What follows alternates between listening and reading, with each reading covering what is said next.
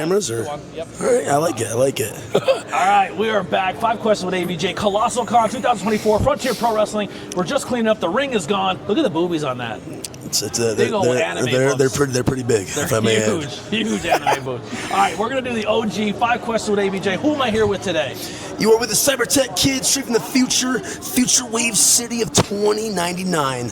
Trevor Terry, baby. And you have been tearing it up on the scene, man. You're very fun to watch. You're fun to be around. Like I already said, I want to get these interviews now because he won't be around much longer. Oh, jeez. He's taking off. I appreciate that, man. We got a long ways to go, though. But I appreciate that. After today, he's probably gone. Oh, jeez. And I'll air it, and I'll be like, never meet. And he'll like, get out of here, scrub. Yeah. Never. No, come on. What is your current goal in life? God, my current goal in life, it's honestly, and it helps with pro wrestling, it's just traveling, man. Like, I want to see the world. I want to see all the states. I want to see the countries, whatever. Like, I don't even care where it is, man. Just I want to travel the world. Big goals. What are you currently doing to achieve that goal? Glad you mentioned that. I'm actually, finally, people have been on my back about it. I am working on getting my passport. Nice. Getting the full passport going. You got to go to London. That'd be awesome. The wrestling scene's so much fun out there. Dude, I actually had an opportunity earlier this year to be on the Canadian Death Tour. Nice. So which is like a big tour they do in Canada. Would you ever do death matches? Well, no, the reason why it's called a death tour is what they do is for like 2 weeks, straight, you go up in like the reservations. Okay. Up in like north in Canada. I wonder if that's where it was like Jericho's done it, Edge has done it, Christian. I think a bunch of people from New York just recently did that. Yeah, it's a big thing. But I know my passport, so I got to meet a lot of Canadian wrestlers during Mania weekend, and it was super cool to meet them. But so, what are some of the distractions or setbacks you have in your career? Ooh, I would say definitely the drama, definitely the toxicity. Which I'm just gonna say it. Like there's drama everywhere. There's like social media is like as great as it is for pro wrestling. Like we're honestly like I'm blessed to be able to have social media to get my content out there because guys back then didn't have that. Yeah. But with that, it's like a double-edged sword. You have the pro of being able to get your content out there and people to see you. But the con is there's so much negativity. Yeah. So much hate and toxicity, and I see so much of it, and it definitely gets I'll see it, and like it plays a toll on you, man. Yeah, it's hard to hear sometimes. It's ridiculous. Who or what motivates or inspires you? Ooh, I guess I'll start with as a kid, growing up, like middle school, high school, Jean-Claude Van Damme. Okay. I was a big 80s. My mom was from the 80s. I love RVD too. Dude. I like that. So I grew up. I was able to be blessed to be able to grow up and watch those classic movies like Bloodsport. All the greats. So Jean-Claude Van Damme, Rocky. Sylvester Stallone. Heck, being a pro wrestling fan as a kid. Guys like CM Punk, John Cena, just absolute legends. Definitely my big inspirations. Yeah. But as of now, I don't know if you know, but Facade. Yes. I got to wrestle him on a show, and just I don't know if it was like fate to meet him, but I have been so inspired by like just his character, and you know how like over the top he is with his character is amazing. The way he conducts himself in this business, is amazing as well. He's so professional. Yes. His character is so unique. Everything he does is unique. And I remember him after I was wrestling on a show. I learned a lot from him. He was very big on, your character. You gotta be unique, and he's unique. Yeah. A lot of guys will kind of like don't like to go out of that comfort shell. So every place I've ever worked with him, he's the first in, last out. That's a fact. That is a fact. Him and Danny are the first ones in the building, and they're the last ones to leave every time. And there's not one fan that did not have a full experience with them the entire time they were there. 100%. Amazing people. He's such a good role model, and he inspires me. Yeah. In fact, I don't know if you saw, but today I had the little tape duo of him where he does like the multicolored tape and whatnot of his gear. I do that. That's my way of just homage to him. homage to him. Yeah. I like that. I don't think enough people show the love to the independent. Like a lot of people say, "Oh, I love this person on TV," and like to kind of give it back to your local independent scene is a cool thing to hear. Facade should be on TV, man. I like.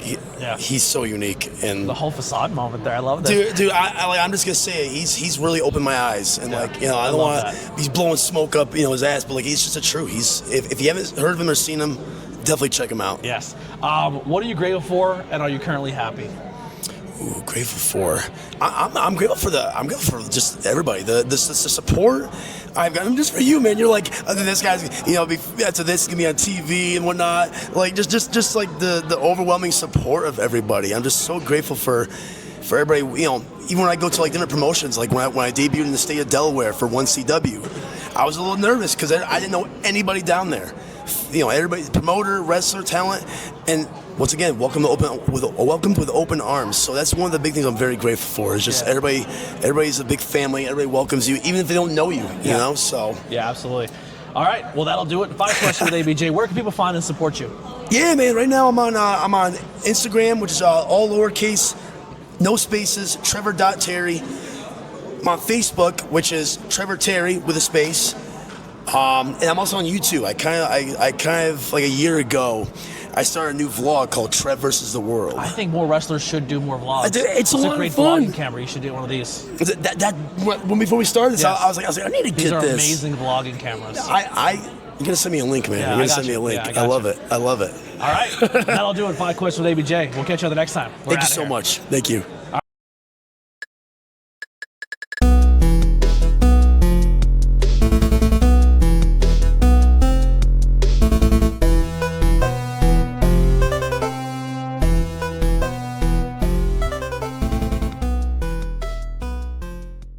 We are back. 5 questions with ABJ. Trevor Terry. Now you're very open about this. One of the things that you I don't want to say it's a hindrance or it's a negativity. I got you. But you struggle with, you have Tourette's. Yes, Tourette's syndrome. I got diagnosed when I was 12 years old. The thing with Tourette's, anybody can be diagnosed at any time. It's just one of those things. You have to be born with it. I have been diagnosed with it, and 2024, so what, like 12 years now? Was it tough, like in school and dealing with like? It was the worst. When I got diagnosed, it was the worst time because being 12, you're in middle school. Yeah. And everybody knows, kids are cruel. dude, middle school is the worst to have anything different or wrong or different about you. Yeah. So I definitely got bullied in middle school. High school got better because you start maturing. Not fully matured, but you start getting a little more wiser. But it was definitely tough. Middle school was tough. It wasn't even just like bullies and whatnot. It was just just doing the schoolwork, having the focus. It definitely it was draining. Like there was in fact, it was when I used to do sports and whatnot, but I was getting so mentally burned out just from the schoolwork, the bullies. I stopped doing sports. I didn't do sports for several years. Wow. It was but definitely tough. But we got through it, and we've been rocking and rolling. I always say pro wrestling is my cure. There is the one thing with Tourette's syndrome. There is no cure. Which is unfortunate, but literally, I don't know. I feel like pro wrestling, I don't know. I feel like it found me because it's just something about once I go through that curtain, dude. Oh, dude, I feel so even right now, I still even now, you might not see me ticking and whatnot. But I'm still in this moment, I'm still feeling the vibe of everything. I'm in front of a camera. It's just something about when I'm in front of a camera or going through the curtain to perform in the ring. It's so crazy how it just goes away. Yeah, it truly is. It's. Now you trained a little bit at the Nightmare Factory. You said someone gave you some pretty good advice about that. You were telling me before the camera. I was. I want to record this. I started going into it before we hit record. When I was down training in the Nightmare Factory in Georgia, 3 months down there. Eric. I got you, Eric. Eric's getting his I love you, bro. Yeah, I love you, bud. When I was down training in the Nightmare Factory for 3 months, Cody Rhodes was our coach, QT Marshall, Billy Gunn. Cody was he's a big promo guy, as you know. So we did our promo days. He also trained us and whatnot, but he did promo days. And our first promo was an introductory promo about you. So I told him where I'm from, what I'm doing, and I told him about my Tourette's.